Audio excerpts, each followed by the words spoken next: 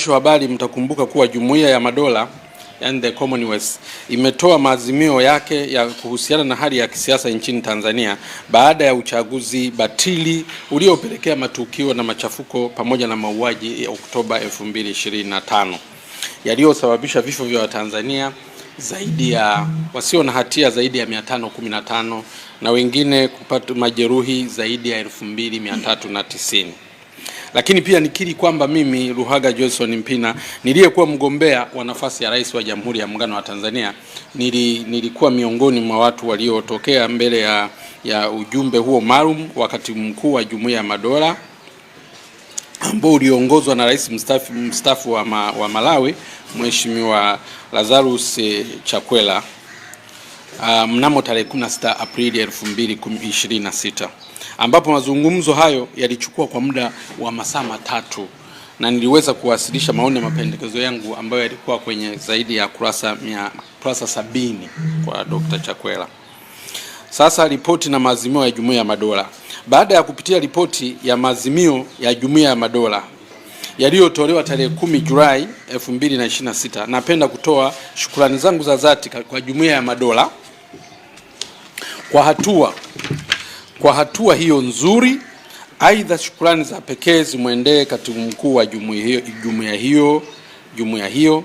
Pia nitoe shukrani na pongezi nyingi sana za dhati kwa Mheshimiwa Dr. Chakwera kwa kazi nzuri aliyoifanya ya kuchunguza na kujumuisha mapendekezo na maoni ambayo tuliyatoa katika uchunguzi huo kufuatia hali ya kisiasa hapo Oktoba 2025.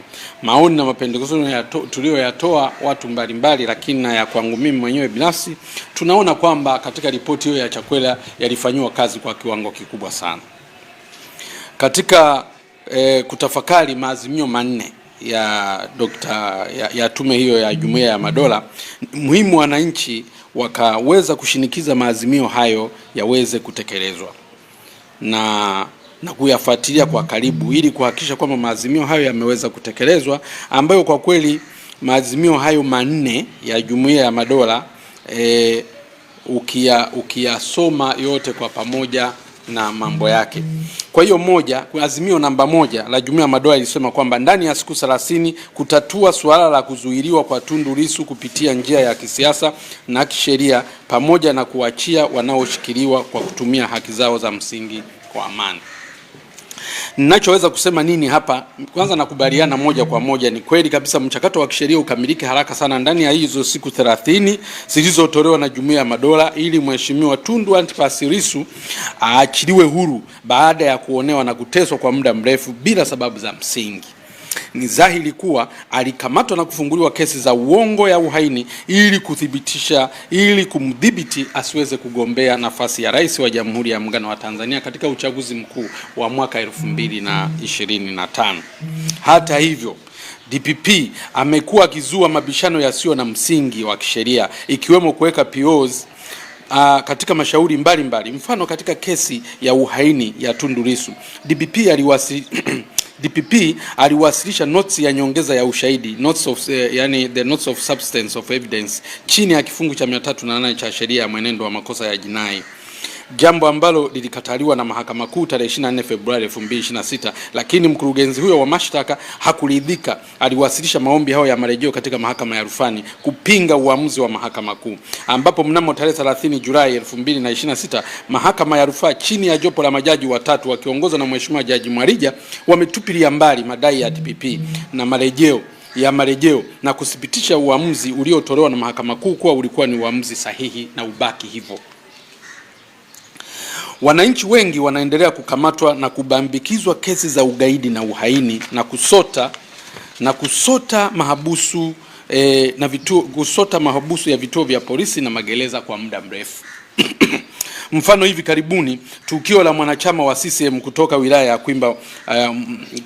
ya Kwimba Mwanza, ndugu David Levy Nestori Nkindikwa maarufu kijana mzalendo aliyepinga uteuzi wa Samia Hassan kugombea urais ndani ya Chama cha Mapinduzi kwa msajili wa vyama vya siasa. Alitekwa na alikaa kwenye gari zaidi ya siku 3 bila maji wala chakula, na baadaye alitelekezwa katika vituo vya polisi vya Oyster Bay, Dar es Salaam na Kibaha mkoa wa Pwani.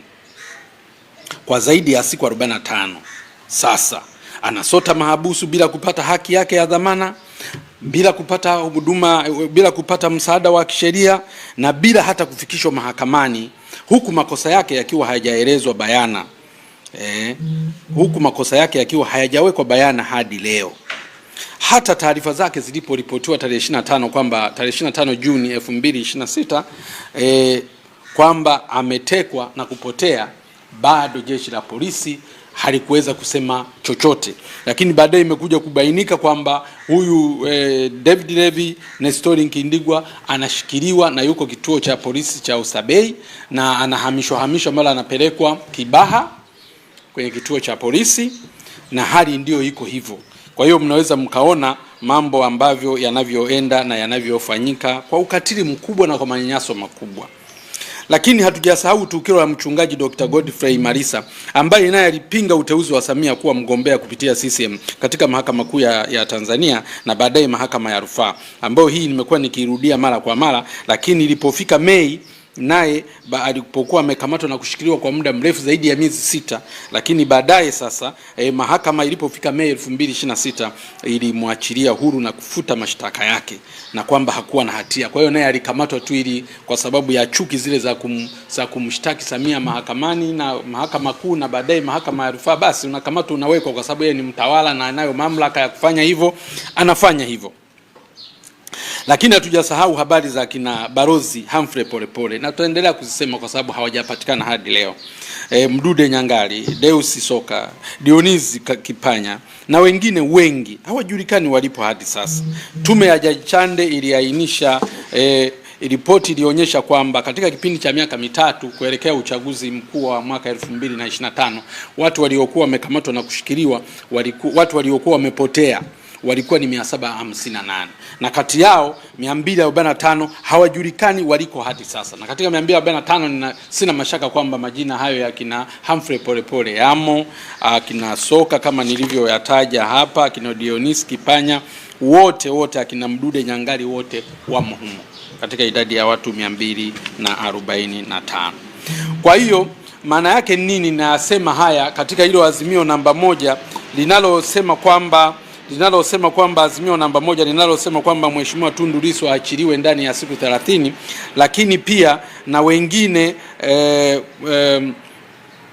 na hata wengine wanaharakati wengine wanaoshikiliwa na wenyewe waweze kuachiliwa huru. Kwamba hapa nchini kwetu azimio kama azimio limetoka kutoka kwenye Jumuiya ya Madola ni sahihi kabisa, lakini kuna mashaka makubwa sana kutekelezwa, kwa sababu kama unavyoona kama watu wanazidi kukamatwa mpaka sasa hivi. Ukiangalia hawa kama hawa akina Nkindigwa akina Nkindigwa wamekamatwa majuzi hapa kukiwa hata lile azimio la saa nyingine limekwisha kutolewa, na wengine wengi wanaoendelea kukamatwa mpaka sasa. Lakini azimio namba 2 ndani ya siku 60 inasema kurejesha kikamilifu upatikanaji wa majukwaa ya kidijitali na kusitisha vitisho dhidi ya vyombo vya habari na watetezi wa uhuru wa kujieleza. Swala la uhuru wa kutoa maoni na kujieleza ni jambo la kikatiba ya Jamhuri ya Muungano wa Tanzania, ile ibara ya 18 ambayo inatoa uhuru wa mwananchi yote kutoa maoni na mapendekezo yake, lakini imegeuzwa kuwa wakosoaji na wachambuzi kuwa magaidi na hivyo kuwakamata na kuwashikilia mahabusu kwa muda mrefu. Mfano ni tukio la hivi karibuni, mhadhiri wa Chuo Kikuu cha Dodoma UDOM Dr. Melkisedek Kitunzi ambaye anadaiwa kuhamasisha maandamano ya tarehe 7 Julai 2026. Dr. Kaijage anatuhumiwa kutenda kosa hilo akiwa darasani akifundisha wanafunzi wake, jambo ambalo linaleta sintofahamu kubwa. Lakini mtakumbuka nyinyi pia kuna wanafunzi waliokamatwa 18 kutoka chuo cha IFM, CBE, chuo kikuu cha Dar es Salaam, DMI, NIT, MNMA na Q, wakiongozwa na Frank Benjamin Kayamba. Walikamatwa na kufikishwa mahakama Juni tarehe 12, 2026 na kufunguliwa mashtaka 47 yakiwemo kujipatia mikopo kutoka Bodi ya Mifuko ya Elimu ya Juu, yani HESLB, kwa njia ya udanganyifu, ambapo mahakama ya hakimu mkazi Kisutu iliwaachilia huru wanafunzi hao tarehe 29 Julai 2026 baada ya kukubaliana na hoja ya utetezi kwamba hati ya mashtaka ilifunguliwa kimakosa na DPP na bila kufuata sheria, lakini baadaye walikamatwa tena na serikali. Kwa hiyo mnaweza mkaona kwamba ni unyanyasaji juu ya unyanyasaji. Hawa ni wanafunzi, mnawasingizia kwamba waligushi ili wapate mkopo waweze kusoma. Kwanza hilo kuna tatizo gani? Kwa nchi zingine ambazo zinajua maana ya kulea vijana kama hao, mnawapa nafasi zaidi, na hata kama ni adhabu basi labda adhabu tu ndogo hata za kufagia au kuchimba visiki na vitu vingine, lakini anafanya forgery ili apate elimu. Sasa kuna tatizo gani? Haya, mmeziona hizo forgery, mmekimbilia kwa sababu nia haikuwa ile, walikuwa wanawatengenezea makosa ambayo hawakuwa nayo, ikawa haina substance, mahakama ikatupilia mbali. Kwa hiyo sasa hivi unaweza kuona, lakini tarehe 23 Julai tena 2026 watu 23 mkoani Mwanza walikamatwa na kufikishwa mahakamani kwa makosa ya ugaidi, ambapo mashtaka yalisainiwa na DPP mwenyewe ndugu Sylvester Anthony Mwakitalu. Wakati hayo yakifanyika, waziri wa mambo ya ndani Mheshimiwa Patrobas Katambi mnamo tarehe 29 Julai 2026 alitoka hadharani na kutoa tamko la kukanusha kuwa nchini Tanzania hakuna ugaidi. Sasa huku nchi nzima watu wanafunguliwa kesi za ugaidi, alafu huku tena mnatoa statement ya kwamba hapa nchini kwetu hakuna ugaidi. Kwa sababu gani? Hawawezi kuwa na maelezo ya kufanana, kwa sababu swala la ugaidi ni swala ambalo linatengenezwa tu kwa ajili ya kuwakomoa wananchi wanaotaka kuiwajibisha serikali kutokana na maovu inayoyafanya kwa wananchi. Kwa hiyo na ndio maana watu wanakamatwa tu, wanafunguliwa makosa kama hayo. Lakini mtakumbuka Oktoba 2025 pia ambako watu zaidi ya 1600 walikamatwa na kufikishwa mahakama kwa makosa ya uhaini. Swali kubwa la kujiuliza, kwa nini kwenye nchi yetu watu wanyamazishwe? Kwa nini igeuzwe kuhoji na kukosoa serikali iwe ni makosa ya uhaini na ugaidi? Hii nguvu kubwa inayotumika kuwanyamazisha wananchi inalenga nini? Kwa nini wananchi wazuiwe kuhoji juu ya mambo yanayofanyika kwenye nchi yao? Kwa nini serikali inataka kuongoza nchi hii kwa imla na kwa udikteta? Na kwa nini wanatumia nguvu kubwa kama hivyo? Kwa sababu swala la kuhojiwa, kama ni swala ni kuhojiwa tu, ukihojiwa si unajua tu unatoa majibu. Kwani tatizo ni nini? Ukihojiwa kama serikali unayo majibu, si unatoa majibu. Kitendo cha kuwanyamazisha watu na kuwatengenezea kesi za kila aina ili tu muweze kuwanyamazisha kinalenga kufanya nini? Kinalenga kufanya nini? Kulifanyia nini taifa letu? Kwa hiyo tunasema nini? Azimio hilo namba 2 lililotolewa na Jumuiya ya Madola liko vizuri, kwa maana ya agizo la Jumuiya ya Madola, agizo lake liko sawa sawa na azimio lake liko sawa sawa, lakini tumeagizwa kwamba ndani ya siku 60 kurejesha kikamilifu upatikanaji wa majukwaa ya kidijitali na kusitisha vitisho dhidi ya vyombo vya habari na watetezi wa uhuru wa kujieleza Sasa wananchi wanaozungumza mpaka wanavamiwa, mpaka marekcha wetu wakiwa darasani wanafundisha wanakamatwa. Sasa unategemea kwamba kuna dalili za kujirekebisha hapa? Kuna dalili za kujirekebisha hapa? Wanaenda kutungiwa makosa, mpaka wanafunzi vioni huko wanatungiwa makosa, wanaachishwa masomo, wanaanza kuhudhuria mahakama. Kesi ambayo haina kichwa wala miguu imefika mahakamani, imefutwa, bado wanakamatwa tena. Ni ukatili wa hali ya juu. Lakini huko Mwanza huko watu wanakamatwa, wanaambiwa kwamba wana makosa ya ugaidi, bado waziri wa mambo ya ndani anatoka hadharani anasema Tanzania hamna ugaidi. Sasa kama hakuna ugaidi, magaidi waliokamatwa ni wapi?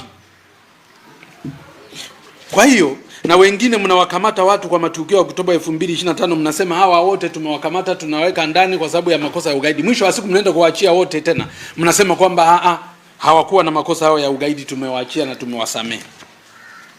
Kwa hiyo tunaona kabisa kwamba hili azimio lina ugumu mkubwa wa kutekelezwa, kwa sababu mzizi wa fitina ulioko hapa nchini usipotatuliwa, wa kujua kwa nini watu wanakamatwa kwa kusingiziwa makosa.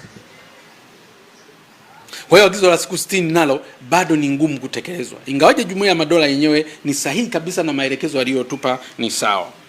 Sasa azimio namba 3 linazungumza ndani ya siku 90 kusitisha jukwaa kuitisha jukwaa shirikishi lenye usimamizi huru litakalojadili mageuzi ya mfumo wa uchaguzi, ushindani wa kisiasa, masuala ya waliokamatwa na uwajibikaji. Sasa tumepewa siku 60 kwa ajili ya kuitisha jukwaa shirikishi lenye usimamizi huru litakalojadili mageuzi ya mfumo wa uchaguzi, ushindani wa kisiasa, masuala yaliyokamatwa na uwajibikaji. Sasa agizo hili nalo ni agizo zuri sana, lakini ni ngumu sana kutekelezwa ndani ya nchi yetu, kwa sababu mtawala aliyopo anataka mambo yote afanye yeye. Naamini kama watu wanaweza kutoka nje, watu walio huru wakaja kufanya haya mambo.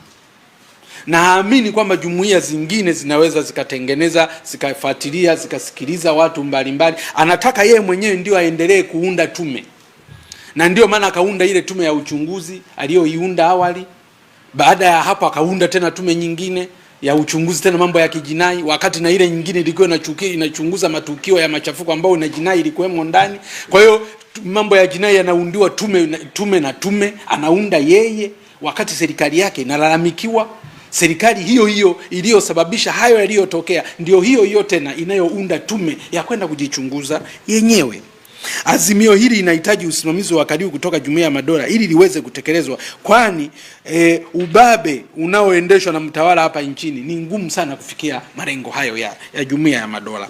Mfano, tarehe 30 Julai 2026 alikutana na viongozi wa vyama vya siasa Ikulu Dar es Salaam na kudai kuwa vyama vyote vya siasa wako vizuri isipokuwa Chama cha Demokrasia na Maendeleo, Chadema, ambacho alidai nacho chama hicho wanaendelea kupokea misukumo yake na matakwa yake. Wanaendelea kupokea misukumo yake na matakwa yake. Lakini Chama cha Demokrasia na Maendeleo tarehe 3 Agosti 2026 kimetoa taarifa kwa umma kuwa hakijawahi kukutana kwa siri wala kwa kificho na Chama cha Mapinduzi au kiongozi wa serikali kwa mazungumzo ya aina yoyote, na kwamba msimamo wao unabaki ule unaotokana na maazimio ya kamati kuu ya kwamba bila ukweli, haki na uwajibikaji hakuna maridhiano.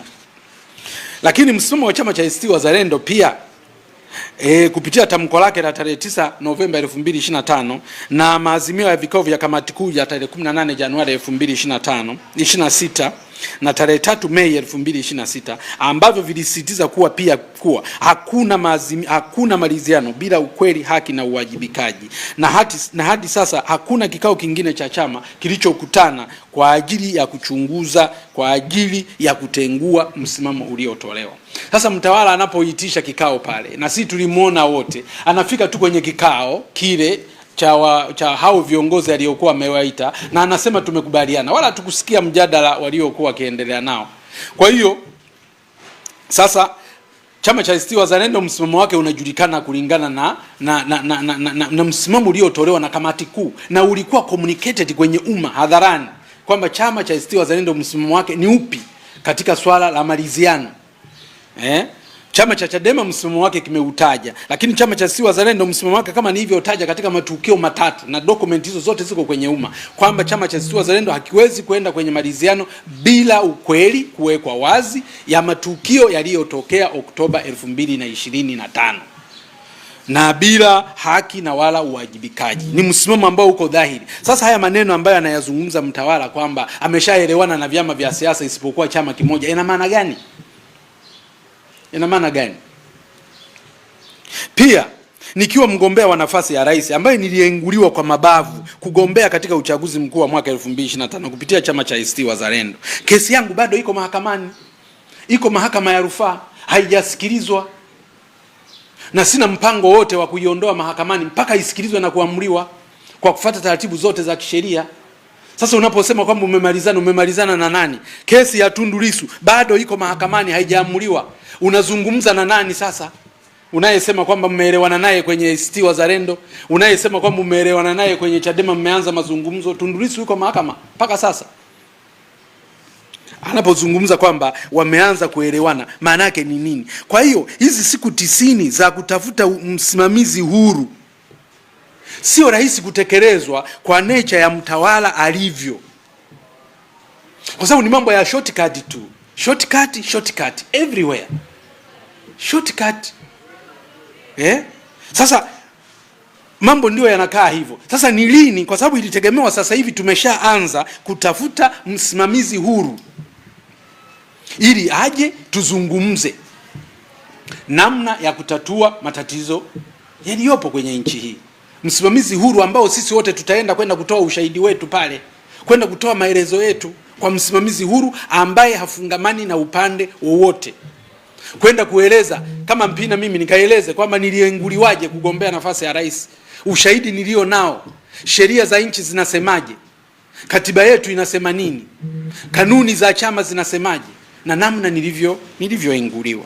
Sasa hapa tayari, lakini nasikia pia akisema mtawala kwamba nimesikia akisema utawala wake unatokana na chama chake kilichoshinda. Ukweli ni kwamba hakushinda katika uchaguzi mkuu wa mwaka 2025, ila alijiweka madarakani kwa mabavu. Wagombea wa nafasi alijiweka madarakani kwa mabavu, kwani wagombea wa nafasi ya rais wa chama kutoka chama cha ACT Wazalendo na kutoka chama cha Chadema wote walizuiliwa kwa mabavu ili wasigombee. Lakini pia uchaguzi ulisimamiwa na tume batili, matokeo batili, na viongozi rais wa bunge na madiwani waliotangazwa wote ni batili na hawana ridhaa ya wananchi. Sasa unaitisha kikao ndio mzungumze kama uchaguzi ulifanyika salama au sio salama. Unafika pale mbele ya wajumbe unawaambia kwamba chama kilichochaguliwa na wananchi, wakati mnaloligombania ni hilo la kwamba wewe umekaa madarakani pale, huna haki ya kukaa madarakani. Sisi tunalibishania hilo, na ndio maana tunataka msuluhishi wa nje aje ili tuje tueleze kwamba huyu rais aliyoko madarakani hana ridhaa ya wananchi na hakuchaguliwa na wananchi. Unafika kwenye kao unasema mimi nilipatikana kwa ridhaa ya wananchi. Ridhaa ipi? Watanzania hawakufanya uchaguzi wa Oktoba 2025. Azimio namba 4 linazungumza kuanzisha uchunguzi huru wa jinai kama ilivyopendekezwa na tume ya uchunguzi, ikiwemo kuweka utaratibu wa fidia kwa waathirika, vigezo vya kustahili fedha na ratiba ya utekelezaji. Hili agizo namba 4 hili ambalo ni azimio namba 4 la Umoja wa Jumuiya ya Madola, hili linaloweza kusema tu kwamba ni vigumu kutekelezwa mapendekezo ya tume ya Chande, kwa sababu tume ya Chande ripoti yake haijatolewa kwenye umma mpaka leo. Ilipokwisha kusoma tu mtawala akaondoka nayo. Sasa kama mtawala aliondoka nayo, kama mtawala aliondoka nayo, maanake ni kwamba ni tume ambayo haijulikani mpaka sasa hivi undani wake iliona nini, na ni ngumu pia kufanyia maamuzi kupitia ripoti ile kwa sababu haijulikani kabisa kwenye umma total. Sasa kwa hiyo mtaona kwamba haya maazimio manne haya ambayo nimeyazungumza, maazimio manne ya kuhusu jumuiya ya madola ambayo iliyatoa, na wasiwasi wangu namna ambavyo yatatekelezwa au namna gani, na wasiwasi wa kutekelezwa, kwa sababu mazingira yanayoendelea ndani ya nchi yetu hayaonyeshi ishara kama haya mambo yatatekelezwa inavyopashwa, na mazingira bado hayaonyeshi, kwa sababu kama ni vurugu zinaendelea, kama ni kamata za watu zinaendelea, kama ni kuonewa na kunyanyasa watu wanaendelea. Toka walivyoonewa wanatekwa kabla ya uchaguzi watu 758 kutekwa na kupotea, bado watu wanaendelea kutekwa mpaka leo, bado watu wanaenda kukamatwa mpaka leo na kusingiziwa makosa. Kwa hiyo sioni room ya kutekelezwa haya maagizo ya haya maazimio ya Jumuiya ya Umoja wa Madola. Sasa na kama hayatatekelezwa itakuwaje?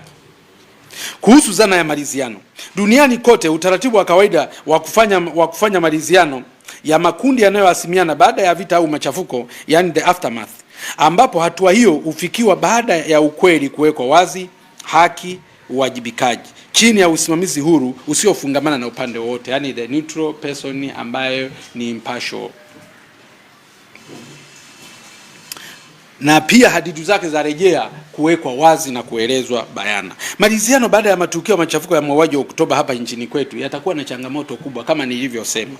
Yatakuwa na changamoto kubwa sana, licha ya kupigwa kampeni, kwa sababu zinafanyika sanaa. Yani badala ya kuingia kwenye maridhiano, zinafanyika sanaa za maridhiano na propaganda za maridhiano peke yake. lakini uhalisia wa kwamba tunaenda kwenye maridhiano, tunafata zile principles zilizowekwa za maridhiano, hakuna. Kwa hiyo matokeo yake ni kwamba hapa nchini kwetu tunaweza kutumia muda mwingi wote kupiga porojo, propaganda, na hatuwezi kufikia kwenye maridhiano. Manake, na kama hatuwezi kufikia mwisho, manake athari zilizosababishwa zitazidi kuwa kubwa zaidi, na matatizo yatazidi kuongezeka na kuwa makubwa zaidi. Sasa kwa nini nasema hivyo? Kwa nini nasema kwamba ni vigumu sana nchini kwetu maridhiano kufikiwa? Mtawala aliunda tume isiyo huru ya kuchunguza matukio, kama nilivyoeleza, haikuwa huru, ikaenda kufanya kazi, na baadaye tena akaunda chombo kingine anachosema na chenyewe kinaenda kufuatilia mambo yale yale. Lakini la pili, tarehe 7 Agosti tumeona tena amezindua tume nyingine ya kuchunguza mambo ya jinai, huko akitoa hadidu za rejea kuwa tume hiyo iende kachunguze kwa undani na kufahamu waliotoa fedha kufadhili maandamano, jambo ambalo amekuwa akilirudia mara kwa mara, na anajidhihirisha wazi kuwa analenga kuwakomoa baadhi ya watu ambao anawachukia binafsi kwa maslahi binafsi, huku akitapanya fedha za umma bila sababu za msingi. Pia tume hizo zimekuwa zikipewa muda mrefu kukamilisha kazi zake na kuwapotezea muda wa Tanzania pamoja na jumuiya za kimataifa. Sasa zinaundwa tume, na tume hizo zinaundwa upande mmoja, jambo ambalo utaratibu wetu wa maridhiano, utaratibu wetu wa usuluhishi wa migogoro hauruhusu hivyo. Principles za conflict resolution haziruhusu hivyo. Hauwezi ukawa upande huo uliosababisha matatizo ndio huo unaounda tume, unaoendelea kuunda tume. Lakini tatu, tume ya uchunguzi wa kijinai iliteuliwa na mtawala tangu tarehe 18 Mei 2026 ikiwa na wajumbe 4, lakini tarehe 7 Agosti 2026 akizindua tume hiyo alitangaza tena wajumbe 2 wapya kutoka Namibia na Uganda, jambo ambalo linaleta mkanganyiko mkubwa katika jamii. Hawa Namibia na Uganda hawakutangazwa ile tarehe 18 Mei 2026, wala taifa alikuambiwa kwamba kuna wajumbe wengine wataongezwa. Tunakuja kusikia tu siku ya kuzinduliwa tume ile wanatangazwa watu wengine 2 kwamba na wenyewe wamo kwenye tume ile, bila kuelezwa waliteuliwa lini, utaratibu upi ulitumika katika kuwapata watu hao ambao wanatoka nje ya mipaka ya Tanzania. Kwa sababu lazima wananchi wa Tanzania waambiwe, hawawezi tu kuambiwa kwamba kuna Wanamibia hapa wanakuja kushiriki kwenye tume yenu, kuna Waganda hapa wanakuja kushiriki kwenye tume yenu. Haiwezekani katika utaratibu wa nchi. Lazima wananchi waambiwe mapema uteuzi wao na wameteuliwa kwa procedure gani. Lakini namba 4, serikali kuzidisha ubabe wa vitendo vya dhuluma, uonevu, unyanyasaji wa wananchi, ikiwemo kuwabambikiza kesi za uhaini na ugaidi kila uchao, kutekwa na kunyanyaswa kwa wananchi kila siku. Kwa hiyo kama nilivyosema kwamba hakuna kilichobadilika, kwa sababu tunayolalamikia matukio ya Oktoba 2025 na kabla ya Oktoba 29, 2025 ni hayo yanayoendelea mpaka sasa hivi. Kwa hiyo hakuna mabadiliko. Kwa hiyo hatutegemei kama kweli maridhiano ndani ya nchi yetu yatafikiwa, kwa sababu serikali haijabadilika wala haijajifunza kwa jambo lolote lile. Mtawala huko akijua kuwa yeye ni mtuhumiwa namba 1 wa machafuko ya mauaji ya Oktoba 2025, ameanza kuitisha vikao vya maridhiano na makundi na vyama vya siasa. Msimamo wa Tanzania na asasi za kiraia, nimezungumza msimamo wa ACT Wazalendo, nimezungumza msimamo wa Chadema, lakini asasi za kiraia, viongozi wa dini, TRS, wanaharakati na wanazuoni wanataka ukweli na uwazi, haki na uwajibikaji kabla ya hatua ya maridhiano. Huo ndio msimamo. Lakini sarakasi zinazoendelea hapa ni kama tu tunataka maridhiano, na maridhiano menyewe sijui tunatoka wapi sasa, kwa sababu mpaka sasa hivi hatuna fakti zozote zile za Oktoba 2025. Tunaliziana kutoka kwenye taarifa gani? Tunaliziana kutoka kwenye nini? Kwa hiyo lakini ni hivi majuzi wote mmesikia kwamba mtawala alitangaza wanaharakati wote kuwa ni magaidi, na baada ya siku chache tukaanza kuona kweli wanakamatwa na kufunguliwa kesi za ugaidi na DPP. Sasa katika mazingira hayo mtafikia maridhiano? Kutokana na kukosekana kwa dhamira ya dhati ya siasa ya mtawala, jumuiya za kimataifa ikiongozwa na Jumuiya ya Madola, AU na UN viongoze mwelekeo mpya wa kuwepo kwa tume ya kupata ukweli, haki na maridhiano itakayoongozwa na watu huru mashuhuri wa ndani na nje ya nchi. Mfano, maridhiano yaliyofanyika nchini Afrika Kusini mwaka 1995 yaliyotokana ya mwaka 2095 ambapo ulikuwa ni mchakato wa kuleta pamoja makabila na watu wa rangi mbalimbali baada ya kumalizika kwa mfumo wa ubaguzi wa rangi, yani apartheid regime mwaka 1994, mchakato ambao uliongozwa na tume ya ukweli na maridhiano TRC chini ya Askofu Desmond Tutu. Wote mnamfahamu huyu askofu. Tume hiyo ya ukweli na maridhiano ilianzishwa mwaka 1995 kupitia sheria ya bunge na ilisikiliza ushahidi kutoka kwa waathirika na wakosoaji wa ukiukwaji wa haki za binadamu, ambapo ilitoa nafasi ya msamaha kwa waliofanya makosa wa kisiasa kama walisema kweli wote, ambapo lengo ilikuwa ni kujenga taifa jipya lenye amani bila kulipiza kisasi. Mfano mwingine ni nchi ya Kenya. Baada ya machafuko ya mauaji ya ghasia ya uchaguzi mwaka 2007 yalianzishwa maridhiano kupitia mkataba wa Pwani, yani the National Dialogue and Reconciliation, uliotiwa saini mwezi Februari 2008, ukisimamiwa na jopo la watu mashuhuri Afrika, yani the Panel of Eminent African Personalities chini ya Umoja wa Afrika, AU. Kwa hiyo AU ilisimamia kuhakikisha kwamba jopo la watu mashuhuri na ambao wafungamani na upande wowote wanapatikana kwa ajili ya kusimamia maridhiano hayo. Na tume hiyo iliongozwa na katibu mkuu wa zamani wa Umoja wa Mataifa Kofi Annan, ambapo wajumbe wengine wa jopo hilo walikuwa ni Benjamin Mkapa, rais mstaafu, hayati Benjamin William Mkapa, rais mstaafu wa Tanzania, na Kilaka Machel, mwanaharakati wa haki za binadamu na mke wa zamani wa Nelson Mandela. Tume hiyo ilifanikiwa kuwakutanisha Rais Mwai Kibaki na kiongozi wa upinzani Raila Odinga kusaini mkataba wa kugawanya madaraka uliofanya Mwai Kibaki kuwa rais na kuunda nafasi ya waziri mkuu ambaye alipewa Raila Odinga. Pia mkataba huo uliongozwa na jopo hilo uliunda tume ya uchunguzi wa machafuko, yani tume ya Waki, tume huru ya uchaguzi ILEC na tume ya kweli, haki na maridhiano TRJRC, ili kushughulikia misingi ya migogoro hiyo na kuleta mabadiliko ya kikatiba, ambapo hatimaye mwaka 2010 nchi ya Kenya ilipata katiba mpya. Kwa hiyo wenzetu walikuwa kwa procedure kabisa. Leo rais huyo ambao mgogoro unaozungumzwa ni mgogoro unaohusu uchaguzi. Rais huyo ameshiriki kwenye huo uchaguzi. Anakuwaje yeye ndio muundaji tena wa tume za kusuluhisha mgogoro? Anakuwaje yeye ndio anakuwa tena mwongozaji wa maridhiano? Sasa kwa nini huku mnaona huku AU iliingilia kati ikateua watu prominent wanaoheshimika katika bara la Afrika, wanaoheshimika duniani, wakaenda Kenya wakakaa. Yote haya yamefanyika chini ya usimamizi wao, na amani na utulivu Kenya ikapatikana na katiba mpya ikapatikana. Mpaka leo wanaendelea kufanya uchaguzi wa haki kabisa, mshindi ashinde, aliyeshindwa pia ameshindwa. Kwa mazingira yaliyopo nchini mwetu, ni vigumu sana kufikia maridhiano kwa hali ya mtawala anavyoendesha mambo yake kwa sasa. Kwa hivyo sasa, maazimio ya jumuiya za kimataifa ni vigumu sana kutekelezwa kwa wakati na kwa kiwango cha kuridhisha. Vigumu sana. Sasa labda nizungumzie swala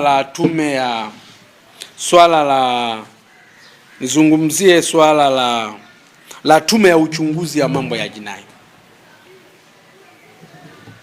Baada ya kuwasilisha muhtasari wa ripoti ya tume ya rais ya kuchunguza matukio ya ghasia na uvunjifu wa amani iliyotokea kabla, wakati na baada ya uchaguzi mkuu wa Oktoba 29, 2025, ilipendekezwa kuundwa kwa tume ya kijinai ya tarehe 23 Aprili 2026. Tume ya rais ya uchunguzi wa kijinai ilitangazwa na mtawala tarehe 18 Mei 2026 na kuzinduliwa tarehe 7 Agosti 2026, tume ambayo ilipingwa na Watanzania wengi, kwani haiwezekani kuunda tume mbili kwa mazira yanayotokana na tukio moja, na kwamba kufanya hivyo ni kuwapotezea muda wananchi, kukwepa uwajibikaji, kufuja fedha za umma na kukwepa mchakato wa mahakama ya kimataifa ya uhalifu yani ICC. Baada ya wanaharakati nchini Tanzania wakiongozwa na Buberwa na Joseph Mabungo walifungua kesi Mahakama Kuu kupinga tume hiyo. Jambo lingine la kushangaza ni nchi ya Namibia na Uganda kukubali kutumika kuja kuhalalisha matendo ya kikatili yanayofanywa na serikali ya Tanzania Oktoba 2025 kwa kuwaruhusu naibu jaji mkuu wa Namibia Jaji Petrus Tilainge Damasebu na jaji wa mahakama ya rufani Uganda Jaji Barishaki Cheborion kuwa katika tume ya kijinai baada ya kuteuliwa na Rais Samia Suluhu Hassan kinyume na mkataba wa Afrika, yani the African Charter on Democracy, Election and the Governance of 2007.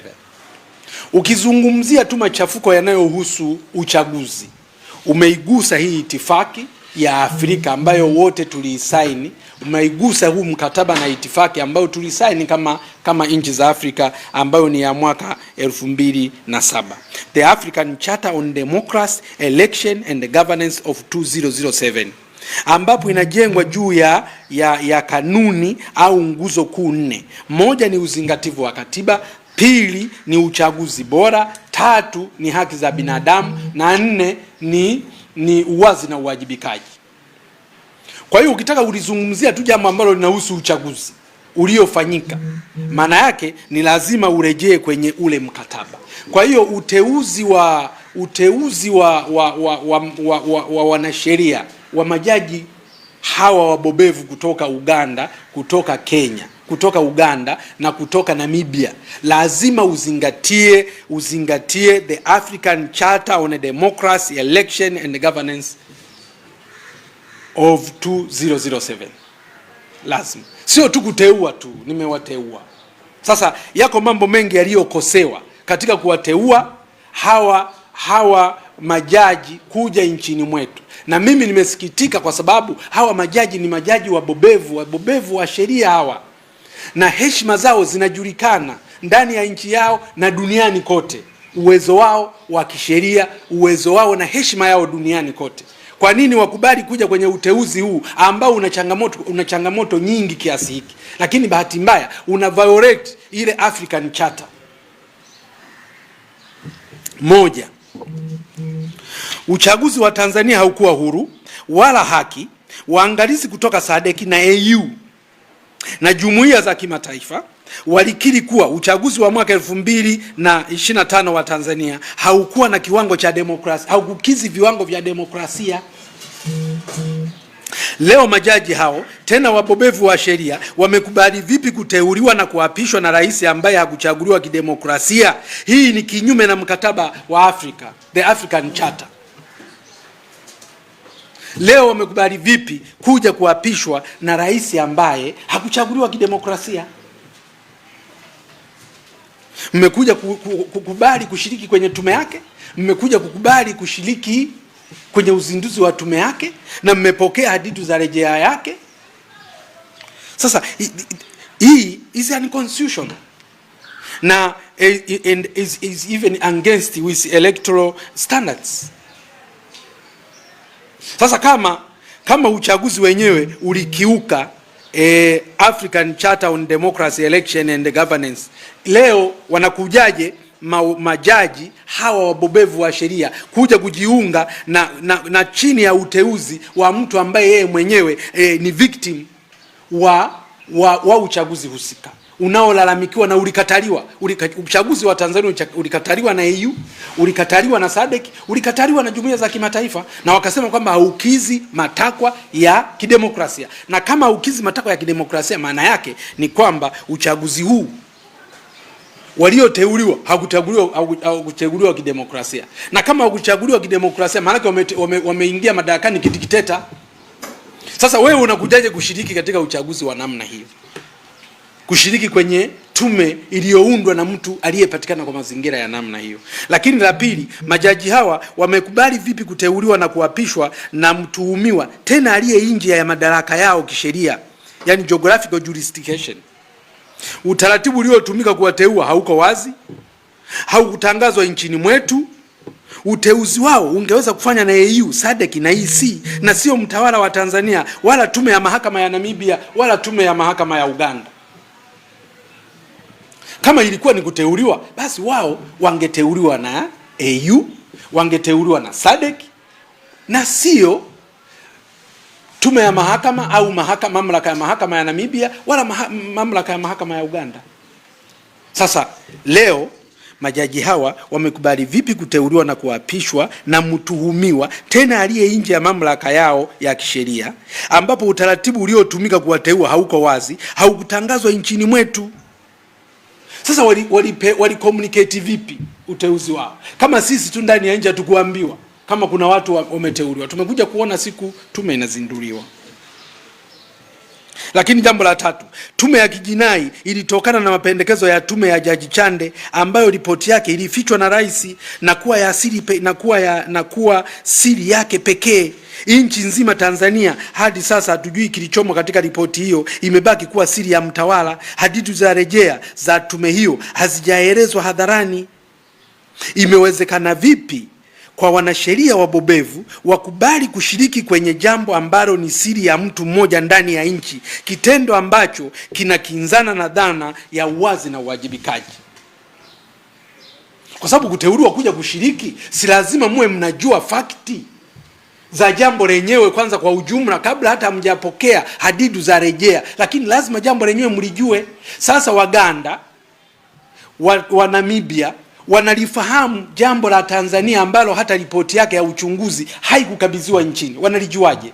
Unawezaje kukubali kwenye jambo ambalo linajificha, haliko wazi, halina uwajibikaji, ambayo pillars ya African Charter inakataa, inasema ni lazima kuwepo na uwazi na uwajibikaji. Jambo lazima liwe wazi. Sasa jambo ambalo ni siri tena ya mtu mmoja tu, mtawala aliyoko hapa nchini kwetu, wewe unakubalije Mnamibia, unakubalije Mganda kuja kushiriki? Sasa ulizipataje fact kama nchini tu sisi tumefichwa? Ndio maana ndani ya Tanzania tuna demand kuwepo kwa tume huru ya uchunguzi, kwa sababu taarifa zote zimefichwa, na hata zilizopo zipo ambazo ni za upande mmoja.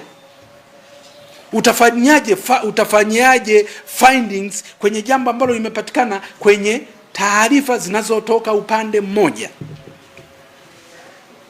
Sasa tunasema majaji hao waliwezaje iliyowekwa, waliwezaje kukubali? Na tunajua pillars hiyo, na wao wanajua kwamba swala la transparency and accountability ni nguzo muhimu sana kwenye chata yetu ya Afrika. Sasa unakujaje kwenye jambo ambalo ni siri, jambo ambalo fakti zake hazijulikani, jambo ambalo ni siri kila mahala, kuteuliwa kwako kwa siri? How unaweza kuja kujiunga na jambo la namna hiyo?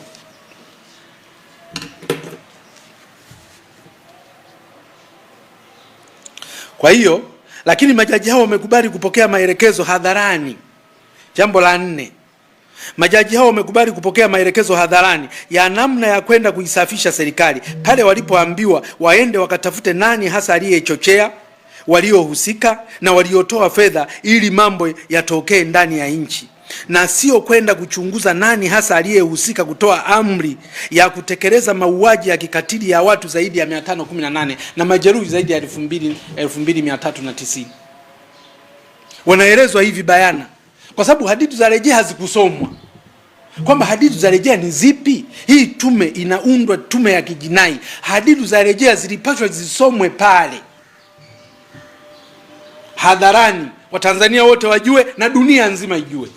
Hazikusomwa hadharani, lakini yakatokea tu maneno haya ya kwamba waende wakachunguze waone nani aliyetoa hela kufadhili haya mambo, lakini sio kwenda kuchunguza nani aliyetoa amri ya kuua, nani aliyetoa amri ya kuua, Nani aliyetekeleza mauaji ya watu zaidi ya 518?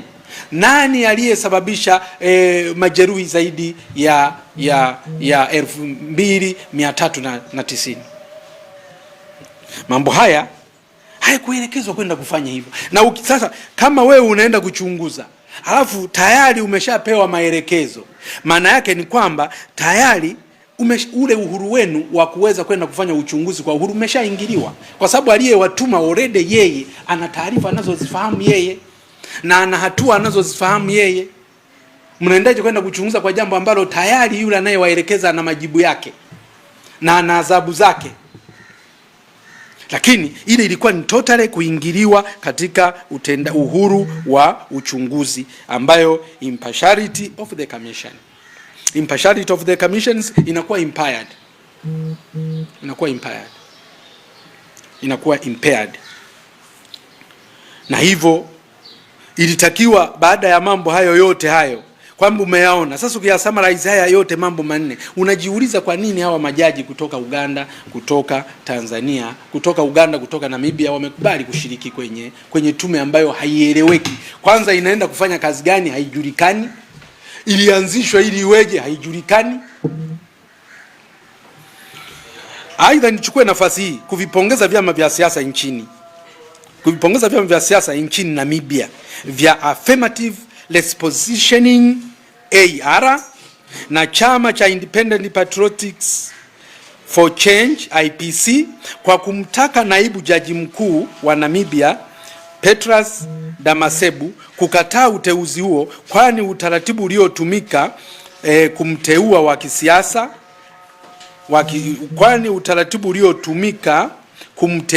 ni wa kisiasa na haueleweki, kuapishwa bila kuziona hadidu za rejea, na kwamba serikali yao haijaweka wazi namna ilivyoshughulika madai ya ukiukwaji wa haki za binadamu na uminywaji wa demokrasia nchini Tanzania tangu malizike uchaguzi wa Oktoba 2025. Hivyo kushiriki tume hiyo, tume yenye dosari nyingi kiasi hicho, kutashusha hadhi yake binafsi Dr. Damasebu na itachafua taswira nzima ya mahakama ya Namibia kimataifa.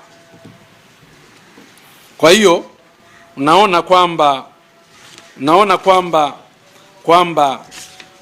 na mimi hapa nichukue nafasi kabisa kwanza kuwapongeza sana wananchi wa Namibia kwa namna wanavyoziheshimu mahakama zao. Hata ukosoaji wao juu ya mahakama yao wamekosoa vizuri, wameona kwamba mahakama zao zinaenda kutumika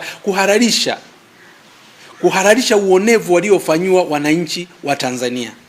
Wananchi wanasema no, mahakama zetu zinaheshimika duniani kote kwa kutenda haki, zisiende kuchafuliwa na Tanzania. Na wanakubali utaalamu wa Damasebu na wanasema kwamba ni competent judge, anaheshimika ndani ya nchi na kimataifa, na hawako tayari kumuona kuja kuchafuka kwenye mambo ambayo haeleweki kama ya kwetu hapa Tanzania. Kwa hiyo ni jambo hasa, hivi vyama vya siasa viwili vyote vimetoka na jambo moja, na ukiangalia summary hapa ni kama tuna yale niliyoyaainisha hapo juu. Hamwezi kuingia kwenye jambo ambalo halieleweki. Kama yeye ameamua kwenda kwa kutumia nguvu zake na power alizonazo, majeshi alionayo, kuwafanya atakavyo wa Tanzania, asija kaingiza na nchi zingine kwenye migogoro mikubwa ya kidiplomasia. Sasa labda wakati naelekea kwenda kwenye hitimisho, niseme tu mambo nilio mimi, kwa sababu nilikuwa nazungumzia masuala ya tume ya Chakwera, na nikasema kwamba nilitumia masaa 3 kwenye ile tume kwenda kutoa maoni yangu, na niliwasilisha document ya page 70, lakini nilimweleza mambo mengi Chakwera katika hiyo page 70. Niliweka vielelezo vyote vya namna tulivyofanyiwa katika kabla ya uchaguzi na baada ya uchaguzi, kabla ya uchaguzi, kwenye uchaguzi na hata baada ya uchaguzi. Nilimweleza kwa kina, na katika hizo page 70 nganipatisha mpaka na vielelezo vyote vya matukio yote. Na kwa summary tu mambo mawili hapa ni yaseme, yako mengi nimeorodhesha vitu vingi, lakini kwa summary hapa niseme mambo mawili. Moja nililomweleza ni kwamba ndugu Samia Suluhu Hassan ashauriwe kujiuzuru nafasi ya rais wa Jamhuri ya Muungano wa Tanzania ili kuliponya taifa na kuanza upya. La pili nililomweleza, uchunguzi haukuwa huru na uchaguzi haukuwa huru na haki, jambo ambalo pia lilithibitishwa na watazamaji wa kimataifa wa SADC na EU. Uchaguzi ulikuwa batili na ulisimamiwa na tume batili, hivyo viongozi wote, rais, wa bunge na madiwani waliotangazwa ni batili, pamoja na mambo mengine, lakini hayo mambo mawili nilimweleza Chakwera na tume yake. Na katika mapendekezo pia niliweka mapendekezo mengi, lakini nitasema mapendekezo mawili tu kwa ajili ya muda.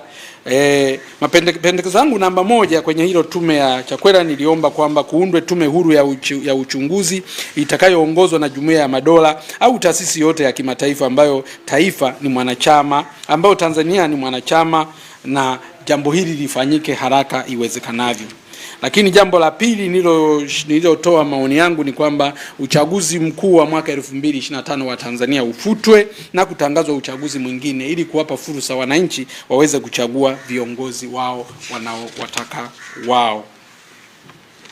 Hayo ndio mambo makubwa ambayo niliyawasilisha kwenye hiyo taarifa, na leo nimekusudia kwamba hiyo mazungumzo yangu baina yangu mimi na tume ya Chakwera nitayaweka hadharani leo ili Watanzania wote wajue, maana hali ya nchi inazidi kuwa mbaya. Tulitarajia kutakuwepo na mabadiliko yanayoweza kubadilika, lakini tunavyoona hali inazidi kuwa mbaya badala ya kuendelea kupata unafuu. Kwa hiyo leo hii nitashare na nyinyi waandishi wa habari muweze kufikishia umma mambo gani tulizungumza na Chakwera. Mwishowe ipo siku yatabadilishwa na haya. Watasema kwamba kina Mpina walipoenda kwa Chakwera walienda kusema maneno haya na haya na haya na haya. Lakini kumesheheni mambo yote. Uongo wote uliowekwa, mpaka Mpina alijiunga na chama cha ACT Wazalendo tarehe 5. Alijiunga sijui tarehe ngapi? Alijiunga tarehe 5. Nimeambatisha nyaraka zote za mpaka kujiunga kwangu wanachama wa chama cha ACT Wazalendo. Watanzania wakasome ukweli wote. Leo tarehe 29 mwezi wa 7 2025. Wakati ukisoma ile barua ya msajili anazungumza Mpina alijiunga na chama cha ACT Wazalendo tarehe 5 mwezi wa 8 2025. Mimi hii ndio kadi yangu na itasirculate kwa Tanzania wote waweze kuona. Lakini pia kwa kusingiziwa kwamba nimevunja kanuni za chama. Kanuni za chama zote, hakuna jambo hilo linalozungumzwa na msajili mahala popote lilipo. Jambo la katiba lote hamna mahala popote lilipo. Na hii document yote hii nitaipeleka kwenye umma kama ilivyo. Document yenye kurasa 70, wa Tanzania wakasome mambo yote humu yamewekwa. Na nitakuwa tayari mahala popote, sehemu yoyote nitakapoitwa na chombo kilicho huru. Sio hizi zinazoundwa na mtawala, hizi siwezi kwenda. Hata hii iliyoundwa ya kijinai, hata kama watakuwa na mamlaka ya kuleta sama, sitaipinga mahakamani. Siwezi kwenda kwenye jambo ambalo halieleweki, kwenda kusikilizwa na jambo ambalo halieleweki. Lakini wakija wasuluhishi wa kimataifa ambao hawana upendeleo, mimi nitakuwa wa kwanza kufika, na nitaenda na nyaraka zangu zote kwenda kueleza mambo yaliyotokea. Sasa nimalizie kwa kusema hitimisho. Ndugu waandishi wa habari, kumekuwa na kupuuzwa kwa miito mbalimbali ya jumuiya ya kimataifa kuhusu matukio ya kabla, wakati na baada ya uchaguzi mkuu wa tarehe 29 Oktoba 2025, ambapo mtawala mara kwa mara amekuwa akinukuliwa akisema asiingiliwe na jumuiya hizo na kuhoji wakati mwingine who are you. Mpaka sasa hakuna nia ya dhati ya utashi wa kisiasa ya kutekeleza maazimio ya jumuiya za kimataifa, ikiwemo bunge la Ulaya EU Parliament, bunge la Marekani Congress na Jumuiya ya Madola. Kwani serikali licha ya kupewa maonyo mbalimbali, serikali imezidisha zaidi dhuluma na uonevu kwa wananchi, ikiwemo ukiukwaji mkubwa wa haki za binadamu, wananchi kukamatwa na kufunguliwa kesi na kubambikizwa uhaini na ugaidi. Aidha, tangu machafuko ya Oktoba 2025 yaliyosababisha mauaji ya watu wasio na hatia 1518, zaidi ya 518 na majeruhi zaidi ya 2390 na kuminywa kwa demokrasia ya vyama vingi nchini kwetu. Nchi za Jumuiya za Umoja wa Afrika AU, Jumuiya ya nchi za Kusini mwa Afrika SADC na Jumuiya ya Afrika Mashariki EAC haijajishughulisha na mkwamo wa kisiasa uliokumba taifa letu la Tanzania, jambo ambalo ni la kushangaza na sio kawaida, kwani tunakumbuka ilipotokea machafuko ya uchaguzi nchini Kenya mwaka 2007, AU ilipeleka tume ya usuluhishi ambayo ilifanya kazi nzuri sana na kupata mwafaka katika nchi hiyo. Sasa leo hapa Tanzania tujiulize, AU wanasubiri Tanzania mpaka wauawe wananchi wangapi? Umeshaambiwa sasa hivi wameuawa wananchi zaidi ya 518, na wananchi zaidi ya 518, watu wengine walisema zaidi ya watu 10,000, ambao hesabu inakubali. Kama ukisema zaidi ya 518 mathematically inakubalika kwamba na wale waliosema 10,000 na wenyewe wako sahihi. Sasa AU, SADC na EAC zinasubiri Tanzania mpaka wauawe watu wangapi ndio wajue kwamba Tanzania kuna mgogoro? Wanasubiri Tanzania wauawe watu wangapi ndio wajue kwamba Tanzania kuna ukiukwaji wa haki za binadamu? Wanasubiri wauawe watu wangapi? Kwa nini mpaka leo AU iko kimya? Umoja wa Afrika uko kimya? Kwa nini mpaka leo SADC wako kimya? Kwa nini mpaka leo EAC iko kimya? Kwa nini? Na kwa nini kipindi kile yalipotokea machafuko Kenya, kwa nini AU iliingilia kati haraka sana na kupeleka tume ya maridhiano? Kwa nini leo tunazungumzia Jumuiya ya Madola, watu wa mbali huko kuja kuingia kwenye bara hili na kufanya na kuona kwamba kuna tatizo Tanzania, lakini AEC, Jumuiya ya Afrika Mashariki, haioni kama kuna tatizo Tanzania? Umoja wa Afrika hauoni kama kuna tatizo Tanzania? Jumuiya ya Afrika Kusini Jumuiya ya nchi za Afrika, Jumuiya ya nchi za Kusini mwa Afrika, na zenyewe hazioni kama kuna tatizo Tanzania. Watu wameuawa zaidi ya 518. Watu kila leo wanafunguliwa kesi za ugaidi na uhaini. Watu kila leo wanatekwa na kupotea. Wao hawajaona kama kuna ukiukwaji wa haki za binadamu? Wao hawajawahi kuona leo Tundu Lissu yuko mahakama, yuko magereza mwaka mzima na kitu, mwenyekiti wa chama kikuu cha upinzani nchini. Wagombea wamefutwa kugombea kwa mabavu, kwa nguvu. Hizi jumuiya za Afrika wenyewe wanasubiri mpaka iweje ndio waje kutatua matatizo yaliyopo hapa. Na kwa nini viongozi waliokuwepo kule nyuma walikuwa wanaona dosari, wanakimbia haraka sana kwenda kuitatua? Kwa nini leo kwenye bara la Afrika imeshindikana? Hao viongozi wetu hao wanakutana na hizi jumuiya ziko kwa ajili ya nini? Na kama Tanzania inaendelea kulipa fedha kwenye jumuiya hiyo, Watanzania wanaendelea kulipa hizo fedha zao kwa ajili ya nini kwenye hizo jumuiya? Kwa ajili ya kufanya nini kama jumuiya zenyewe ni kama zipo hazipo?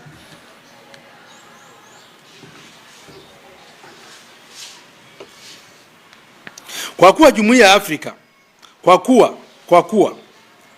kwa kuwa jumuiya za Afrika zimejiweka kando na serikali ya Tanzania kukosa dhamira ya dhati kuitoa nchi yetu kwenye mkwamo, na atoa wito kwa jumuiya za kimataifa kuingilia kati, kufuatilia hatua kwa hatua utekelezaji wa maazimio wanayoyatoa kwa Tanzania. Aidha, kwa hali inavyoendelea, nchi yetu inaenda kutengwa, itawekewa vikwazo au kufukuzwa uwanachama kabisa wa jumuiya za kimataifa. Kwa namna tunavyoenda, tunaweza kufikishwa huko, na taifa letu likifikishwa huko, tumeingia kwenye matatizo makubwa. Taifa letu ni changa, na kwamba ustawi wake unategemea ushirikiano wa nchi nyingine, ikiwemo upatikanaji wa mikopo, dawa zote ziwe za binadamu, ziwe za wanyama, ziwe za mimea, masoko ya mazao ya kilimo, masoko ya mazao yote tunategemea nje.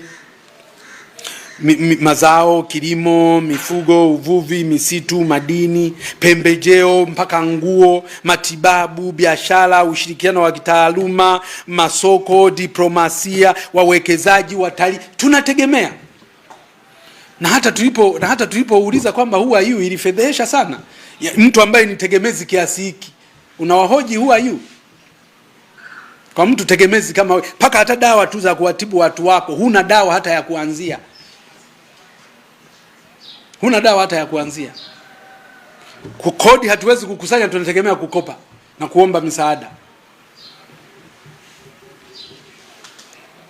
Sasa tukiingia kwenye mgogoro huu mkubwa kwa mahitaji haya tunaowahitaji, ustawi wa taifa letu utakuwaje? Baadhi ya nchi ya Afrika zilizowahi kutengwa, kuwekewa vikwazo na kusimamishwa wanachama wa Jumuiya ya Madola, mfano nchi ya Zimbabwe, CMAG ilisimamisha wanachama Zimbabwe tangu Machi 2002, miaka 24 iliyopita, kufuatia ghasia ya uchaguzi mkuu wa mwaka huu wa urais uliokuwa na ushindani mkubwa baina ya Robert Mugabe wa chama cha ZANU-PF na Morgan Tsvangirai wa chama cha Movement for Democratic Change MDC. Kutengwa kwa nchi ya Zimbabwe na Jumuiya ya Madola kumepelekea wananchi wa taifa hilo kupata mateso na matatizo makubwa kupindukia. Paka leo Zimbabwe hakujakaa sawa. Michezo hii mnaambiwa hivi mnatokea huku, mnaambiwa hivi mnatokea huku, mnaambiwa huku mnatokea huku. Mwisho kweli mnafungiwa. Wa Zimbabwe leo wanateseka leo. Wa Zimbabwe wanateseka, watoto wanaozaliwa leo Zimbabwe kwa makosa yaliyofanywa na viongozi ambao leo hawako hata madarakani. Tayari nchi yetu imeanza kuonja mazira makubwa ya kuwekewa vikwazo na jumuiya za kimataifa, licha ya serikali kueleza kuwa wamepeleka barua 25 za kujitetea duniani. Marekani ilipitisha azimio la kisheria la maseneta wake wawili ambao ni Ted Cruz wa chama cha Republican na Jen Shaheen wa chama cha Democrat ya kuionya na baadaye kuiwekewa vikwazo Tanzania. Kwa sasa Marekani imewekwa vikwazo kwa Watanzania kupata visa na kusababisha usumbufu mkubwa, hususan kwa wanafunzi, wagonjwa wanaosoma na kutibiwa Marekani, lakini pia wafanyabiashara na wawekezaji. Na mimi nilipata kesi, nimefikiwa na wanafunzi wengi sana ambao wamekosa visa ya kwenda Marekani, na wengine ambao wako Marekani wameshindwa kuja likizo kwa sababu visa zitolewe, jambo ambalo ni matatizo kweli kweli. Na pia bunge la Jumuiya ya Umoja wa Ulaya limepitisha azimio la kunyima Tanzania misaada ya euro milioni 156 ambao ni kama bilioni 440. Jumuiya ya Madola and the Commonwealth imetoa maazimio 4 ya ratiba ya utekelezaji, na baada ya hapo itachukua hatua ikiwemo kuweka vikwazo vya kiuchumi. Sasa Marekani tayari tuko kwenye 18 zao, Umoja wa Ulaya tuko kwenye 18 zao, Jumuiya ya Madola tuko kwenye 18 zao. Tayari tumepewa maazimio 4 tuyatekeleze, ambayo uwezo wa kuyatekeleza na nia ya dhati nayo hatuna. Sasa matamko ya mtawala kuhusu msimamo wa jumuiya za kimataifa kuwa jumuiya hizo zisiingilie uhuru wa nchi ni kuchochea uhasama na mgogoro wa kidiplomasia ya kimataifa, kwani mikataba ya kimataifa iko wazi kuhusu haki za binadamu na demokrasia, ambapo Tanzania imeridhia. Kwa mfano, mikataba hiyo, the United Nations Convention on Civil and Political Rights of 1966, the Universal Declaration on Human Rights of 1948 and etc. Hizo zote tumeziridhia, zote zinazohusu haki za kidemokrasia, zinazohusu haki za binadamu. Kwa hiyo hauwezi tena ukachomoka kwenye hilo hata ungefanya vipi.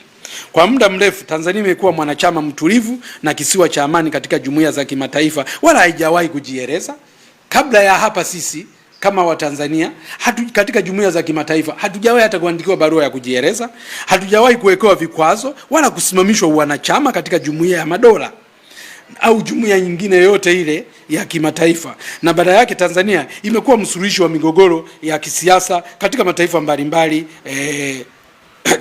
katika mataifa mbalimbali duniani. Ndio uzoefu tulio nao. Lakini na nchi yetu Tanzania imeshuhudiwa kwa kutoa viongozi wakubwa kwenye jumuiya kubwa za kimataifa. Na nyinyi mnakumbuka kwamba katibu mkuu wa bunge la Jumuiya ya Madola, yani Secretary General of the Commonwealth Parliamentary Association CPA, Dr. William Ferdinand Shija, akiwa Mwafrika wa kwanza alishika wadhifa huo katika bunge hilo, bunge la CPA. tuliweka katibu mkuu sisi pale, katika katibu mkuu wa Bunge la Jumuiya ya Madola, ambaye Dr. William Ferdinand Shija akashika nafasi akiwa Mwafrika wa kwanza kwenye jumuiya hiyo. Lakini mnamkumbuka pia tuliwahi kupeleka naibu katibu mkuu wa Umoja wa Mataifa UN, Dr. Asha Rose Migiro. Tanzania, ndio sifa za Tanzania, sio kwenye migogoro ya hivi. Tanzania inajulikana kwa kupeleka prominent leader duniani na sio kwenye migogoro ya namna hii. Watanzania, tusikubali taifa letu kuingizwa kwenye mgogoro mkubwa wa kidiplomasia na kiuchumi kwa ubabe wa watawala ambao sababu za kufanya hivyo wanazijua wao. Watanzania, tusikubali taifa letu kuingizwa kwenye mgogoro mkubwa wa kidiplomasia na kiuchumi kwa ubabe wa watawala ambao sababu za kufanya hivyo wanazijua wao. Abadani aslani tusikubali. Abadani aslani tusikubali. Ni lazima tushinikize ukweli, haki na uwajibikaji ili kuliponya taifa letu. Mwisho,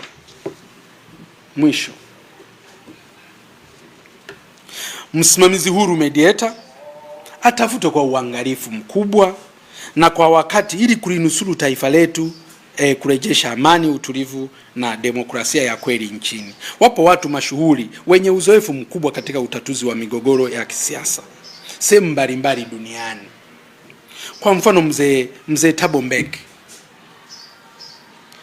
Abiy Ahmed, huyu ni wa Ethiopia, Abiy Ahmed, Dr. Lazarus Chakwera aliyeletwa na Jumuiya ya Madola hapa, mwana Afrika mwenzetu na yuko tu hapa Malawi. Lakini mzee Obasanjo, hawa wazee wapo. Afrika inashindwa nini? AU inashindwa nini? SADC inashindwa nini? EAC inashindwa nini? Kuwaleta hawa wazee waje wafanye kazi hapa ya kulisaidia taifa letu. Lakini ndani ya nchi wako watu wanaoheshimika na kuaminika katika kusimamia haki kama mzee Joseph Sinde Warioba, Profesa Anna Tibaijuka, mzee Juma Duni Haji au Babdun, Profesa Raymond Mosha, Profesa Isa Shivji, Dr. Helen Kijo Bisimba, mzee Jenerali Twaha Ulimwengu. Hawa ni watu ambao wako neutral, unaweza kuwakabidhi jukumu wakalifanya vizuri kabisa. Ukichukua watu wa nje ukaunganisha na watu tulionao hapa ndani, watu prominent ambao wanaisema kweli. Na hapa nimezungumza, ndio maana unaona hapa combination ya hapa unakuta kuna wana CCM mle, kuna Chadema mle, kuna ACT Wazalendo mle, kuna academician wanazuoni tu mle, kuna independent watu wazoefu wa mambo ya nje na nini, wazoefu wa masuala mbalimbali bila kujali. Ndio maana nimeweza kuwataja. Mimi ni mpinzani lakini nimewataja baadhi ya wana CCM wako humu. Tunawaamini kutokana na wanavyoweza kusimamia mambo bila kujali mambo ya vyama. Kwa hiyo mimi naamini kwamba tukienda kwenye usuluhishi wa kweli, tukatafuta msimamizi huru wa kututoa hapa tulipo akasimama kama nilivyosema pale awali, ili kila mmoja tupate fursa ya kuingia na kwenda kutoa ushauri na kwenda kuwasilisha changamoto zilizojitokeza, tuna uhakika kabisa kwamba nchi yetu itatoka hapa ilipo.